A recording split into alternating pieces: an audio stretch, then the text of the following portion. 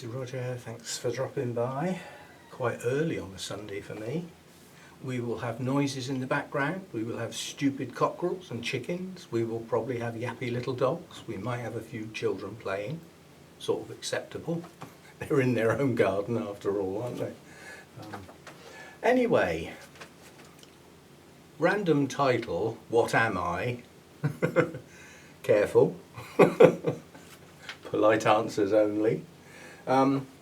No, what I'm trying to get at is that people to do with orchids that either run orchid channels or watch them, distinct difference there. Some do both. In fact, most probably do both. But you've got different types of orchid people on the YouTube channels. And it's based on what they grow. And what they grow may be dependent on what they can actually get hold of. That's a primary requisite. If you can only buy Phalaenopsis because that's all that's for sale where you can go and be and buy from, then that's what you're going to have because that's all you can get.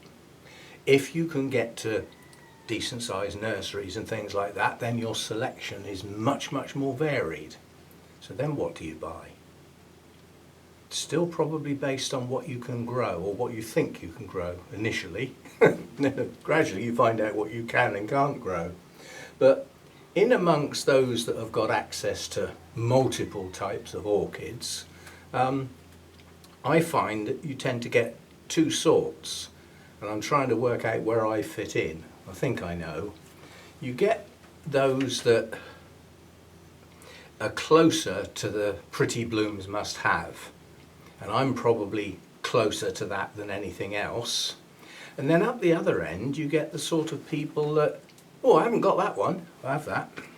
No, I haven't got that one, I'll have that. They're what I call collectors.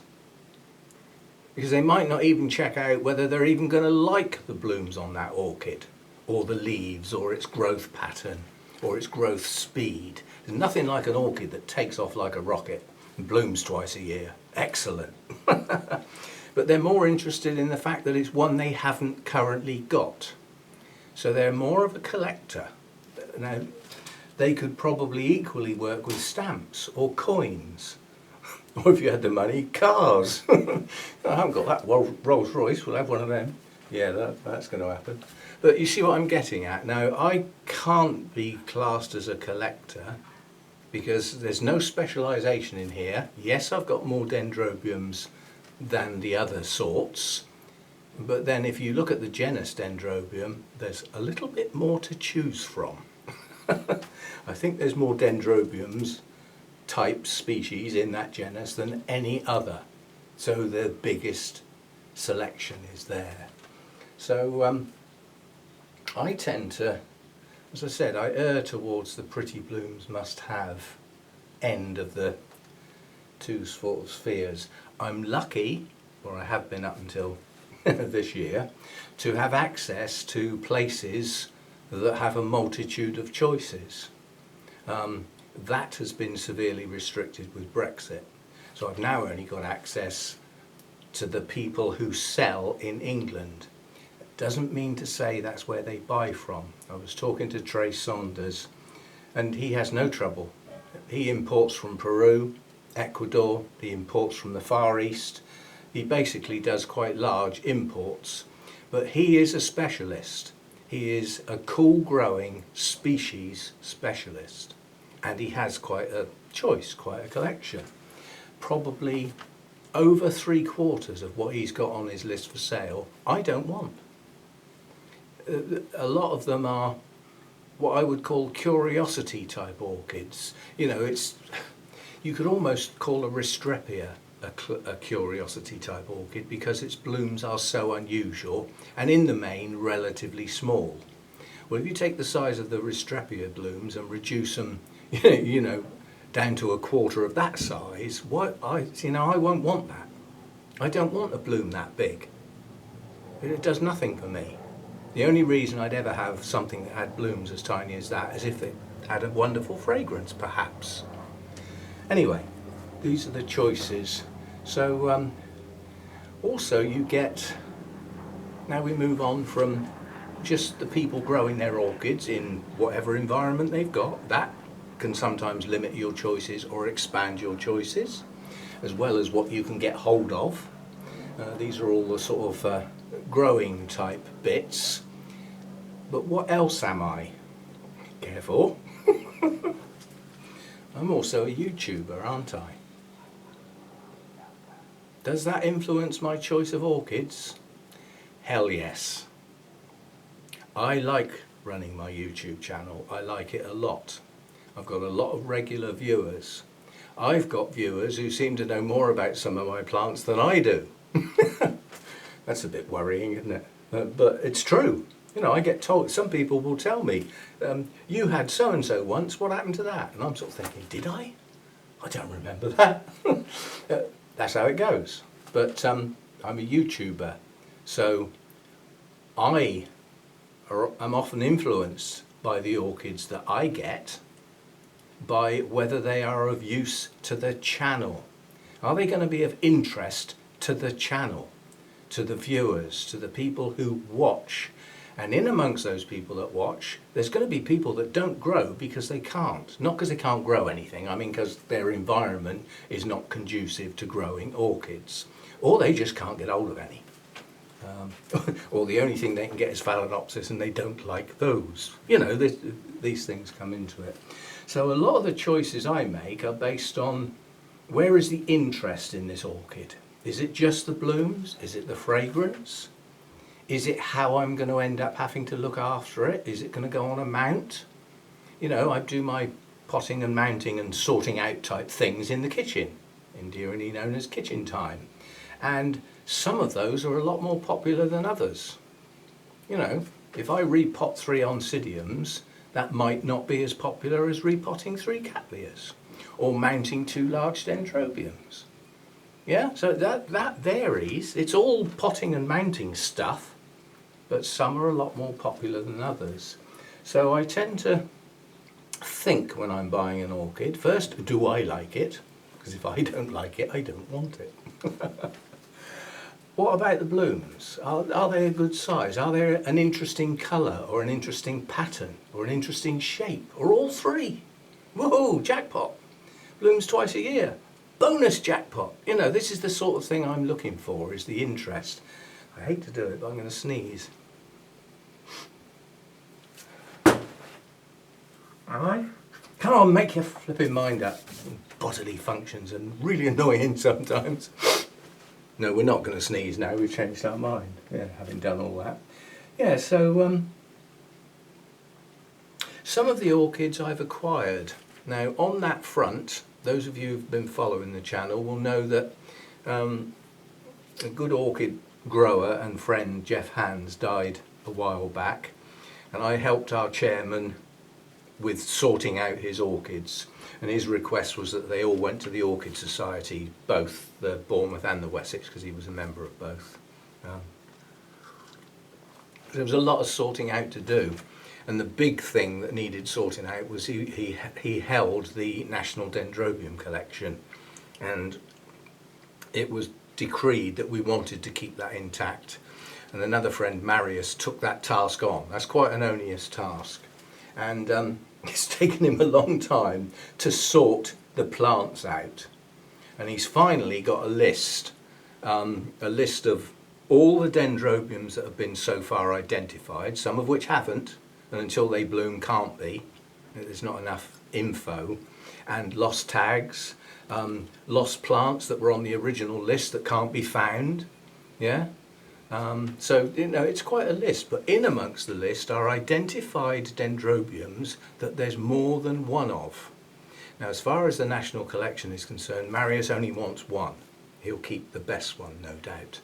But the duplicates, in some cases ridiculous duplicates, I think one of them's got like a dozen. What he's done is he's made a list up of everything that he's got with the number of plants, and any plants where there's more than one are going back to the societies via the garden party, which is coming up on the 1st of August, providing legally we're allowed to and people want to. There's 2 different things there, but it should take place. It's out in the open, it's basically out in a field. You can't get much safer than that. Virtually everybody there will have been double jabbed some time ago, and it's out in the open in the fresh air. It don't get much safer than that, does it? So I think it'll be fine. But the idea is that people say to Marius what they would like, and he'll bring them to the garden party to save mucking about, not doing postage and stuff like that. So I've made a little selection. It's not a big selection. And again, it's based on, oh, there's two of those. I've heard of that one. Well, what's that one look like? Let's go and look it up. Oh, I like those blooms. They're attractive. Short-lived. Not so keen now. Short-lived and once a year. I've got some of those. You know, they just about earn their keep, I suppose. But yeah, so I've got some new plants coming in. I'll have those. The 1st of August is a Sunday. The garden party will be on the Sunday, so we'll have a look at those in the week following that. Got lots of things coming up all at once here. We've got the garden party for the Bournemouth Orchid Society. That's August the 1st. Should normally be in July, that garden party, but they moved it forward because of they extended the cut-off for the restrictions, so they moved it forward and found another suitable date. Then there's the Wessex Orchid Society will be having a garden party. I think that's sometime in August. If not, it'll be early September. Got the coach trip to Burnham that I'm organising. That's in the middle of August. We've got Bournemouth Orchid Society show coming up in September. Then Wessex Orchid Society show is in October. There's loads of stuff all coming up all at once, or that's what it seems like, and it seems like that because we've had nothing for over a year and a half. So it's like 37 buses. You wait for an hour and then 3 come along at once. But yeah, so there's quite a bit coming up at the moment. So a few new plants coming in there. And then obviously there'll be the coach trip to Burnham's. Oh, Devon Orchid Society are having a show, and they can't have their show at their normal venue. So Burnham's have offered to let them have the Orchid Paradise area for their show. So again, Bournemouth Orchid Society are putting on a display, so I shall be down there for that. So that's 2 trips to Burnham's, not that far apart. It's all piling up at once here, isn't it? But there are opportunities to buy orchids, that's the way I look at it. So we shall see what comes up. Yeah, so, you know, I just sort of wondered, where do I fit in? And I don't fit in as a collector, because otherwise, you know, like if I collected dendrobiums, then every dendrobium I saw for sale that I haven't got, I would want immediately, without looking it up, without checking whether it's hot growing, cool growing. You know, I would just want it. So I'm definitely not a collector. I'm also not a pretty blooms must-have, because in that set would be very short-lived blooms that only bloom once a year and are a pig to look after. But if it was pretty blooms must-have, I'd still want that one, wouldn't it? I don't do that. So I'm, as I say, somewhere in between. And I'm happy with my niche. I sneak out of my comfort zone every now and again, you know, and try something I haven't tried before. Sometimes it works, sometimes it doesn't. And if it doesn't work and I know why, I might give it another go.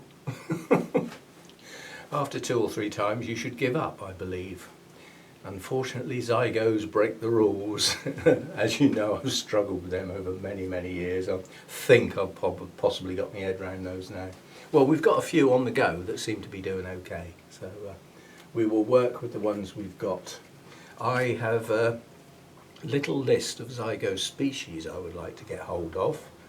But having started at Burnham's, they have 2 species there and a very old cross that I would like. But that was in the private area. None of them were spare, and the 2 species I wasn't that keen on the blooms. They weren't on. I did a list. I got all the Zygopetalum species up and images across the top of the screen, and went through each one. Don't like that, don't like that, too small, don't like that one. No mention of fragrance. Well, let's move on, you know. And I got myself a little list that I took to Burnham's, and I said to Arthur, got any of those? Nope. Cheers. Where else can I try? you know, in the UK at the moment. Where the hell else can I try? So chances of me getting some zygo species are pretty slim. But that's about all that's actually on my actual wish list, which lives in here now. It's not big enough to warrant writing down. A few zygo species is about it at the moment. So yeah, I think I categorise myself as somewhere in the middle, with a definitive view to orchids that are going to have a purpose as far as the channel is concerned. You know, I mean, I sort of think that, you know, say I was nuts on dendrochilums, and that's all I had. I specialised. I got every single species I've ever managed to get, and that's what it was. Would you still be interested in the channel? You see what I'm getting at? There has to be an interest in the channel. It can't all be about the person. It can't also all be about the plants. Because I mean, there are some channels, a couple of channels that have got some absolutely superb orchids, but I'm just not keen on watching that channel. So anyway, we all have our choices and preferences, and this is a very mixed collection, quite honestly, that seems to be hanging together. So there's an interest for people who prefer certain types of orchids, because I'll probably have some of those, and people that don't even grow orchids, that just like to see the blooms. I like to think that a lot of the plants I've chosen have got blooms worth looking at. So there we go. The purpose of this discussion, there isn't one.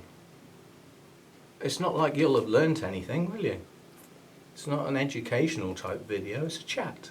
And some of the Sunday chats are just that, me waffling on. But it's nice to think about, if you are actually a grower, where you fit in. Are you a collector? Are you a pretty blooms must have? Are you limited by what you can grow? And if so, you've got these orchids, you know, that work well, and those are the ones you're going to stick to, you know. And I like that, because that means the work has been done. Yeah, the looking up, the finding out, and this is what is going to work well. I'm going to feel comfortable growing these, and so will the plants. Everybody's happy. Yeah. You start venturing out on a limb, sometimes you will get disappointments and you will get failures. You get failures in the ones, I mean, if you're somebody who just grows phalaenopsis, every now and again you'll get one that won't flip and grow. They're like that. It's not necessarily anything you've done wrong. It's just one, you know, now and again you just get a plant that refuses to grow. And if you get a plant like that, change something. Doing the same thing over and over again, it's going to respond in the same way by not growing. So change something, change the media, change the light, move it. And sometimes that's all it needs. It just needs to be moved to another place, another aspect regarding where the light comes from, things like that. So, yeah, so that's it for today. Just a sort of discussion about the types of growers. Sorry, it's just a distant throwback. Those of you who have been around my channel long enough will go back to a guy called Zane. A bit, I think eccentric would be one way of putting it. Extravagant would be another way of putting it. Damn right nuts would be another way of putting it. But he had a very good way of getting his humour across, and he did a collaboration. If you go back far enough, you'll remember Astrid, who sort of came into the similar category actually, but they got Danny on board. You don't get Danny to take part in much. She does her own thing, you know, does it very well. Probably the most popular channel on the planet, for orchids I mean. But yeah, he got a collaboration of people to do like a comedy view of a type of orchid grower. You know, like I only grow species, hybrids aren't proper orchids, sort of thing, and stuff like that. And it was a great video. It was a comedy look at some of the growing types of people. It was very funny. I don't even know if his channel's still going. Maybe. I don't know. Anyway, so what type of grower are you? You know, if you're not a grower, then you can't answer that. But you would still think about what you'd like to be, given the opportunity. As I said, I know where I fit in, and I know what orchids nearly always do well, and I know which orchids do well quite a bit of the time, and I know the orchids I've got 50-50, where I could be lucky and get one that's going to grow well, or just get another one that isn't going to grow well. And so we go along. But some of the plants that came from Jeff's were types of orchids I didn't have, and the reason I got them, they looked a healthy plant. So not pretty blooms must have, but nice green leaves and nice plumped up pseudo bulbs, and ooh, it's even got some roots on. So we'll have that, you know, given that everybody who went there was trying to help out and get these plants sorted out. So anyway, yeah, I mean, there's a lot of Oncidium alliance types in here, as you know. There's some Cattleya alliance types, and there's some Dendrobiums. They don't have an alliance. They just hog the market, basically. And then there's a few oddities, you know. I think there's one or two Coelogenes dotted around. There are some, and then I've got my cooler, shadier types, the Masdevallias. And, you know, there's one. See, that was Adventure. I can't grow cool. It gets far too warm in here through the summer months with the long days. Combination of the two, not good. We'll try a couple. And I killed a lot. But then you get something like this. Now, this is not a good plant to look at. And why is it not a good plant to look at? Well, it's got a couple of manky leaves and it's all lopsided. That's because when I potted it up, it keeled over, and it was at a time when I hardly watered at all because of the time of year. And so it grew like that. That's why that lot's all hanging out the side. It was upright once. But it's growing some roots and we've got a bloom coming. I can't even remember what this bloom looks like. So that, to me, in this environment, with me growing a Masdevallia, is not out of the ordinary. It's not that good. It's hanging in there and it looks like it's going to produce a bloom if it doesn't blast. But then, every now and again,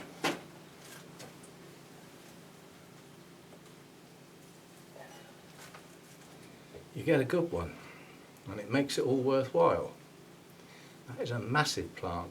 Now that's come from Burnham's, no ID. It's not one of Burnham's own, it's one they bought in. It has lovely blooms on it, and it's currently in moss, and it needs repotting. Is it still going to look like that in 6 months' time after I've repotted it? Who knows? Oh, that's why the tag fell out. Not that it's of much use, Masdevallia hybrid. Keep shady, humid and well ventilated. Cool. Not cool as in, hey, cool growing. But yeah, so I mean, that is a good looking plant at the moment. If I was a trader, when I repotted that, that would probably be 6 plants at associated costs. So now, Restrepias are more fussy. They like an even higher humidity, and yet I don't have any trouble with those. They all grow well for me. I've never had a problem with Restrepias. I've had one that stalled for 6 months. It just didn't like being repotted, but didn't die. It didn't really go downhill. It just didn't go uphill anymore, but it is now. So, you know, take a chance. Every now and again, do something a little bit different. Zygos were I loved them. You know, I just loved the blooms and the fragrance, and every time I repotted one, I killed it. And then you wait 3 months, 6 months, you see another one, you think, oh, that looks like a good strong plant. Let's give it another go. Brown bread. Yeah. So, yeah, it does vary. Well, I've got one bulb of phyllum, which I show every now and again. This is going to be in bloom any minute now. They are tiny, but we've got quite a few spikes on here, but they are tiny. That's how tiny they are. They are tiny. You can see there's 2 there. but they are incredibly attractive. And now that I've worked out how to get this camera to do a close-up, so I think I've got one there, 2, 3, 4, 5, 6, possibly 7. 6 or 7 spikes coming, but they range from a tiny little shoot just starting to probably a week off opening, so they vary an awful lot. Now, I used to have quite a lot of bulbophyllums. I didn't go and get them. I had another YouTuber sent me a box full of the flipping things. Gradually they either went to other people or they died. They didn't do that well for me, but that one does do okay. That doesn't mean I'm rushing out and getting more bulbophyllums. However, if I saw one that had large attractive blooms that didn't stink the place up of something on the bottom of your shoe, then I might try another one or two. But they vary. There's cool growers and hot growers, so you have to be, you know, picky. Don't just take any one. And some of them have minute blooms. I mean, that's a tiny bloom. Some of them have whopping great blooms, but only one. Some of them have blooms that only last a day or two. So you've got to go careful with that genus. That's another really, really large genus. But I think they're splitting it. So I think there's a couple of other new genus names in there, and you know, they've been slotted, so the overall thing is now a lot smaller. It's funny they haven't done that with dendrobiums yet. Perhaps they just haven't got round to it. Do you dare leave them alone? We've got the sections. That'll do. And they do move, you know, they do move plants between sections sometimes. That's not a big deal. The name don't change. Yeah, so yeah, I suppose the ones that I have the most trouble with are probably the Miltoniopsis, and that's for obvious reasons. You know, they're a real cool, you know, montane cloud forest dweller, and those sort of plants are not going to do well in here. If I had days that remained sort of around 12 hours and it never got above sort of 24 degrees in here, I'd have a room full of Miltoniopsis because I love them. But I can't do that here, so can't do that. Got a friend that moved from Wessex Orchid Society, and he's moved up north, and he had to take his orchids with them, and he set them up in a garage, so there's no windows, there's no natural light, concrete walls. So he's had to set them up on racks and shelves in a dark room with grow lights on timers.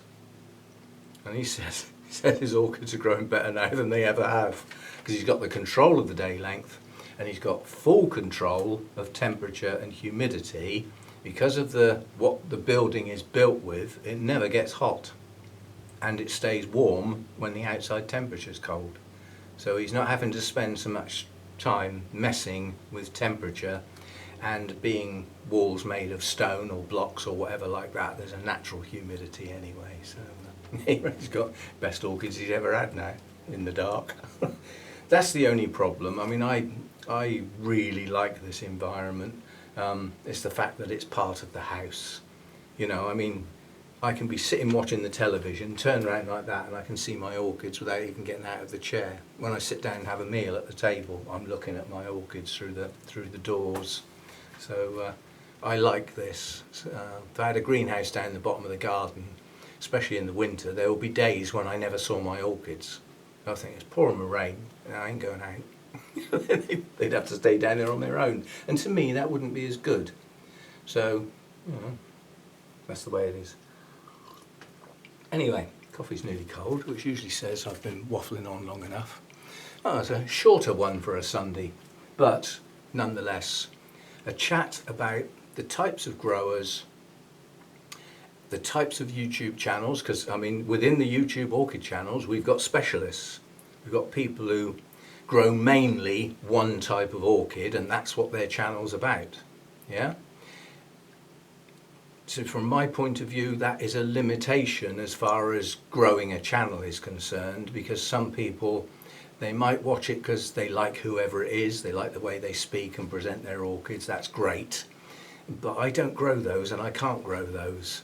You see what I mean? So a specialised channel will have a specialised audience, and that's by nature is going to be a smaller audience, isn't it? I mean, I want my channel to carry on growing. I don't expect the earth from it. You know, I don't ever expect to get to the sort of numbers that Danny gets to.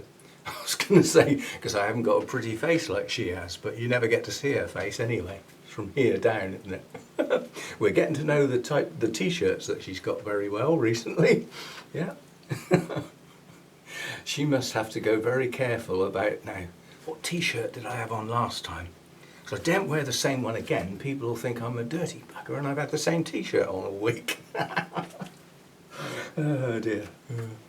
You know, and then there's varied channels. I mean, if you take Rachel's channel, 1 minute it's about certain types of plants in the garden. The next minute it's about pruning in the garden, or planting in the garden. The next minute it's about the orchids in the house. The next minute it's about the succulents in the greenhouse.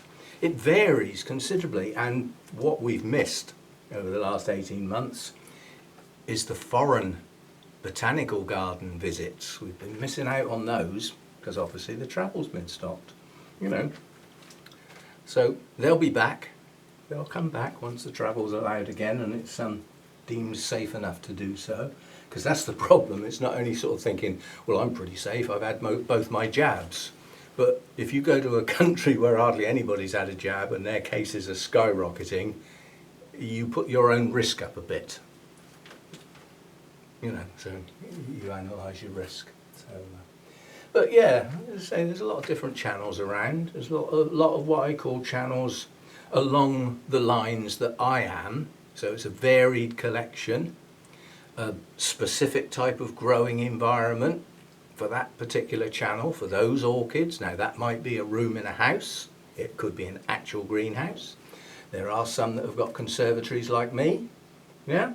So, you know, it varies. And everybody who watches the orchid channels will have their favourites, those that they watch now and again, and those that they've tried watching on several occasions and have decided they don't want to watch that channel. That's YouTube. Doesn't matter what the subject is.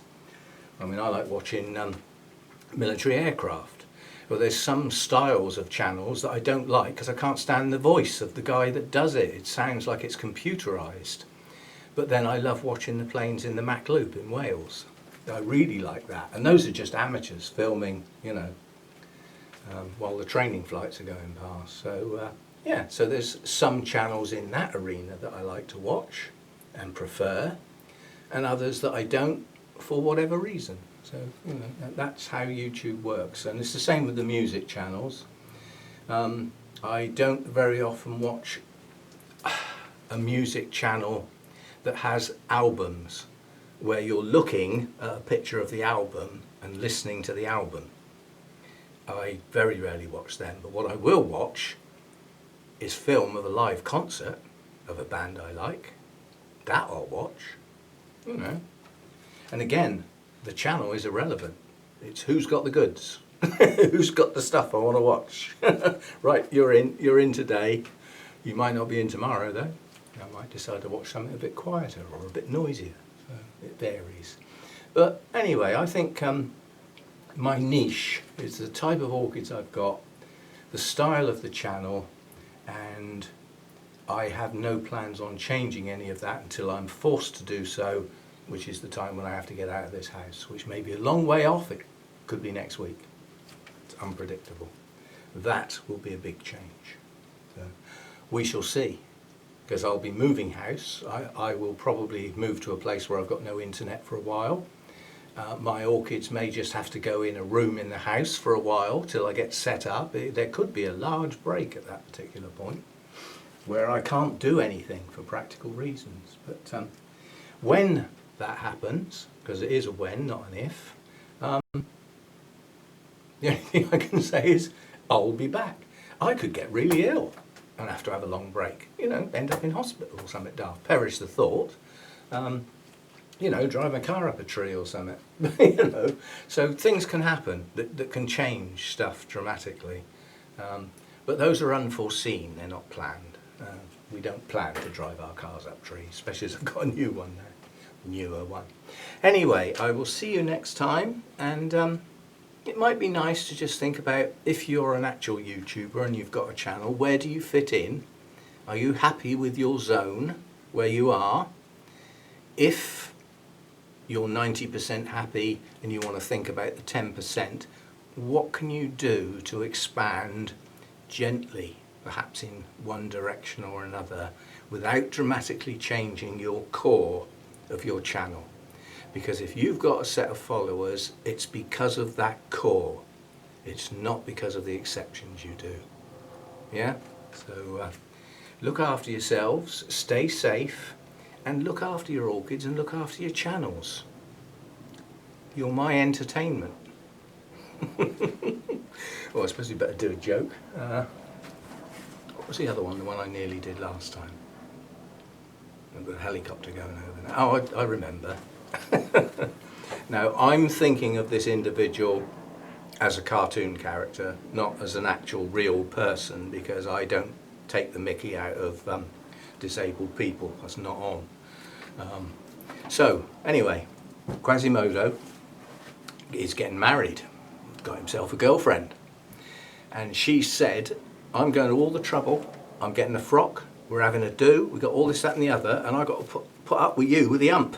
And it gives me the ump, your ump. So I've booked in for you to go to a specialist and see, just see, if there's anything that can be done. Oh, all that. It's it.